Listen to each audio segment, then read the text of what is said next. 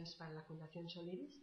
Hablaremos del lenguaje, hablaremos del poder de la palabra, del poder sanador de la palabra, hablaremos de la capacidad innata que tenemos los humanos para el lenguaje, nacemos genéticamente preparados para hablar, hablaremos de las áreas del cerebro donde se procesa el lenguaje, del área de Broca y del área de Wernicke, y también de las diferencias entre sapiens y neandertales. Realmente los descubrimientos de Atapuerca han hecho retroceder de forma espectacular los orígenes del lenguaje. También hablaremos de los procesos cognitivos, de psicolingüística, hablaremos de cómo se construye el discurso público, de cómo se utiliza para manipular la conciencia social. Todo esto es importante, muy importante. ¿Por qué? Porque el pensamiento se estructura con el lenguaje. Somos lo que pensamos. Pensamos lo que creemos y creemos lo que escuchamos y creamos lo que creemos. ¿Qué significa todo esto? Que si realmente queremos empezar a hacer cambios en nuestra vida, tenemos que empezar por hacer conscientes todos los procesos que nos fabrican estos moldes de comportamiento, estos procesos cognitivos que determinan lo que nosotros creemos que es nuestra visión del mundo. Realmente estamos creando lo que creemos, aunque creamos que no creamos, es así como sucede. Por tanto, es importantísimo aprender un poquito cómo procede el lenguaje y empezar a hacer cambios en nuestra vida. En principio fue el verbo. Se nos dice en el Génesis que Dios creó al mundo nombrando las cosas. Dios dijo que se separe la luz de las tinieblas y la luz fue. Y Dios llamó a la luz día y a las tinieblas noche. Entonces vemos que la palabra es la que crea, es la responsable, es la chispa de la creación. Pero no solamente Dios creó, también cuando todos los seres estuvieron creados, Dios trajo a todos los animales y a todas las aves delante del hombre para que fuera el hombre quien les diera nombre. Así que es el hombre quien ha dado nombre a todos los seres de la creación. Bueno, la historia del Génesis nos ha marcado toda la historia, realmente es un tema muy vivo todavía en pleno debate, no solamente entre ideólogos, también entre científicos, porque si es cierto que existía una lengua antigua primigenia que podía crear, todas las lenguas del mundo han partido de la misma, es decir, las 6.500 lenguas que se conocen actualmente en el mundo descienden o provienen de esta lengua perfecta, supuestamente perfecta, que es la de la creación. Porque si hay una sola lengua, eso significa que hubo una sola raza y que todos los seres humanos descendemos de esta misma raza. Los científicos están buscando el genoma y andan detrás de la Eva negra.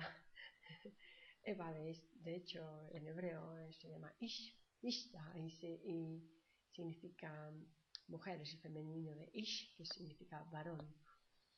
Bueno, en el Génesis, más adelante, en el Génesis 11, en el episodio de la Torre de Babel, cuando los hombres deciden construir esta torre tan alta que había de llegar hasta el cielo, se nos cuenta que Dios castigó a los hombres por su ambición, confundiendo sus lenguas, para que no se entendieran entre ellos. Bueno, Dios mío, ¿qué os parece? Desde el Génesis se nos viene repitiendo que la confusión y la derivación de lenguas es un castigo divino. De hecho, el tema de lo que nos hace olvidar este episodio del Génesis es que las lenguas, el verbo, es creador y que nosotros, como seres humanos, tenemos la potestad de poner nombre a las cosas. Y al utilizar el verbo creador, las estamos creando. Dios es el verbo es la palabra. El verbo se hizo carne y habitó entre nosotros. La presencia de Dios es el hombre encarnado. La transmisión del hombre con Dios, con la divinidad absoluta, se transmuta con la palabra. ¿Y qué es la palabra? La palabra es vibración. ¿Y qué es la vibración? La vibración es todo. Todo es vibración. El universo, todo es vibración. Durante más de 300 años nos hemos visto marcados por lo que se conoce como la concepción cartesiana o las teorías conductistas que defienden que nada que no haya sido experimentado puede conocerse realmente. Descartes ya no se sostiene hoy en día.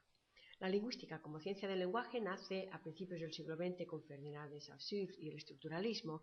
Sin embargo, es con Noam Chomsky, padre de la gramática generativa, cuando hay una auténtica revolución conceptual. Chomsky defiende la capacidad innata de todos los seres humanos para el lenguaje y la competencia de todos los niños del mundo para aprender una lengua durante los primeros meses de vida. Realmente él demuestra que los niños no aprenden el lenguaje por pura imitación de los adultos, sino que enseguida con muy poquitas piezas son capaces de crear sus propias estructuras, de inventar frases nuevas constantemente. Además, Noam Chomsky habla de los principios de la gramática universal, es decir, todas las lenguas son igual de perfectas, igual de hábiles para expresar cualquier matiz concreto o abstracto de la realidad. Dando un paso más en este sentido, Steven Pinker habla de que no es solamente algo exclusivo del lenguaje oral.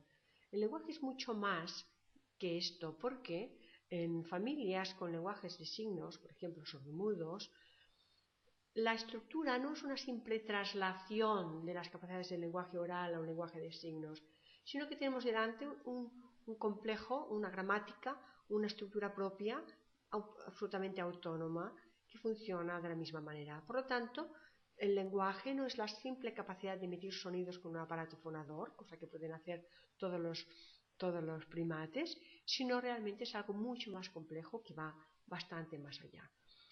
Steven Pinker defiende que el lenguaje de hecho es tan instintivo como la postura bípeda al caminar sobre dos piernas. De la misma manera que una araña teje una tela, los humanos estamos genéticamente preparados para hablar. ¿Esto qué quiere decir? Que no hemos llegado a este nivel de evolución a partir de una conducta. ¿Por qué? Porque de hecho nuestro cerebro tiene capacidades que ni tan solo hemos llegado a desarrollar. Tenemos la misma capacidad craneal que tenían nuestros antepasados, de entre 1300 y 1500 centímetros cúbicos. Y no es cierto que el hombre actual esté más arriba en la línea evolutiva. No es cierto. Nuestros cerebros se hicieron mayores como resultado de la mayor demanda de las estructuras del lenguaje, no al revés. Hay dos áreas directamente relacionadas con el lenguaje, el área de Broca y el área de Wernicke. El área de Broca está situada en el frontal inferior, en el hemisferio izquierdo, y es la encargada de lo que son los procesos de coordinación del lenguaje, es decir, todo lo que sería la estructura gramatical y sintáctica. Las personas que presentan una afasia de Broca, que han tenido un traumatismo que ha afectado esta zona, tienen tres características que es fácil de identificar. La primera es la dificultad por utilizar las palabras funcionales, es decir, los conectores, las preposiciones, las conjunciones. La segunda es la dificultad para encontrar la palabra adecuada, es decir, todo lo que es la relación del lexicón de los diccionarios internos del lenguaje. Y la tercera es la dificultad articulatoria. Son personas que se expresan casi en un estilo telegráfico. El área de Wernicke, sin embargo, está relacionada más directamente con lo que es la comprensión. Aparentemente una persona con afasia de Wernicke puede tener una conversación fluida, un lenguaje articulado, la prosodia correcta. Sin embargo, rápidamente captamos que no están comprendiendo. Es decir, hay una alteración en lo que es el contenido semántico. Utilizan palabras que no es la que corresponde, incluso inventan neologismos, se alargan en circunloquios y no hay una comprensión y una coherencia. Realmente se nota una alteración, un desorden cerebral profundo. Esta área de Wernicke es de evolución mucho más temprana, se forma antes en los homínidos y es la capacidad para comunicarse y comprenderse. Sin embargo, el área de Broca, que es de desarrollo mucho más posterior, es la que está relacionada con los procesos más profundos de concepción abstracta y simbólica. Por ejemplo, está directamente relacionada con la capacidad de la escritura.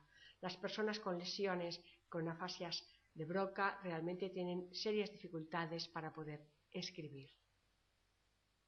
La palabra es vibración. ¿Y qué es la vibración? La vibración es todo. todo es vibración. En el universo, todo es vibración. Durante más de 300 años nos hemos visto marcados por lo que se conoce como la concepción cartesiana o las teorías conductistas que defienden que nada que no haya sido experimentado puede conocerse realmente. Descartes ya no se sostiene hoy en día. La lingüística como ciencia del lenguaje nace a principios del siglo XX con Ferdinand de Saussure y el estructuralismo.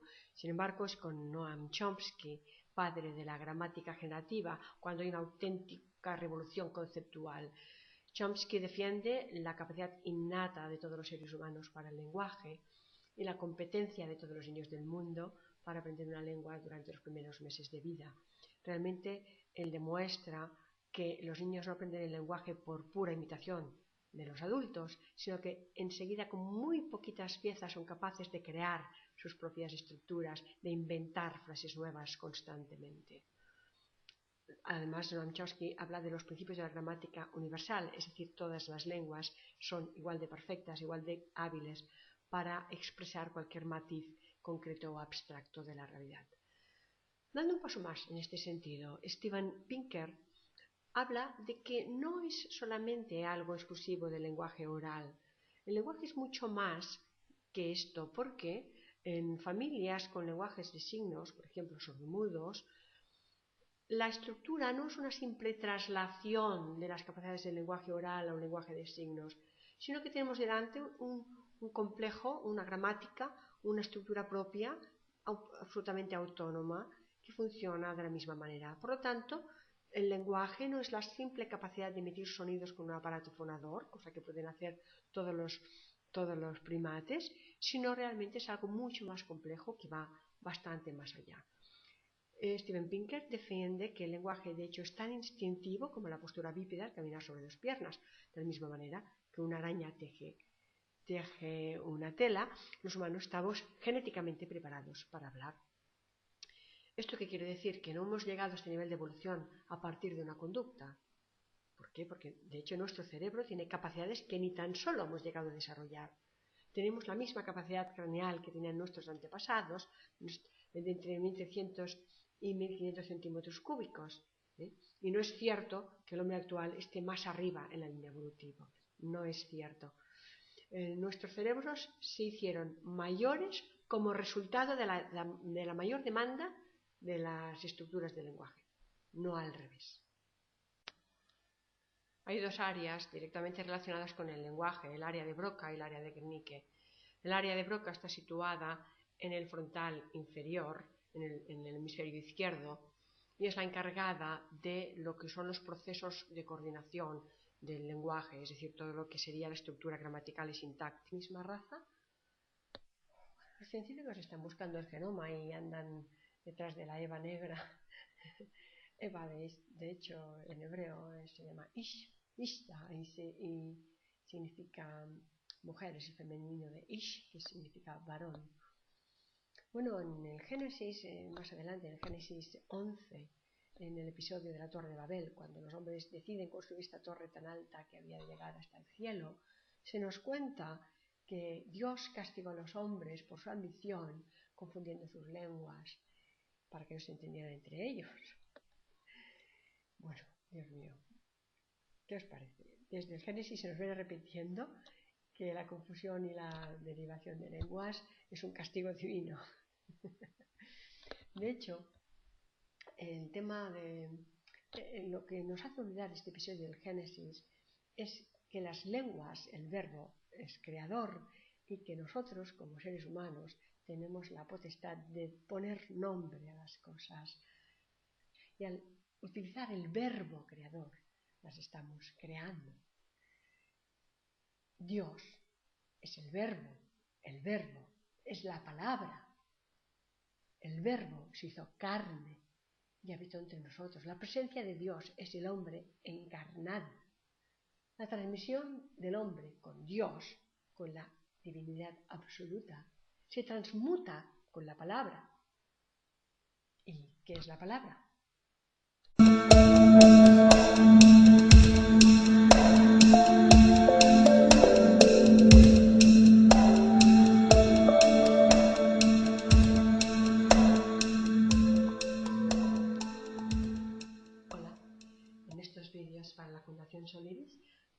del lenguaje, hablaremos del poder de la palabra, del poder sanador de la palabra, hablaremos de la capacidad innata que tenemos los humanos para el lenguaje, nacemos genéticamente preparados para hablar, hablaremos de las áreas del cerebro donde se procesa el lenguaje, del área de Broca y del área de Wernicke, y también de las diferencias entre sapiens y neandertales. Realmente los descubrimientos de Atapuerca han hecho retroceder de forma espectacular los orígenes del lenguaje.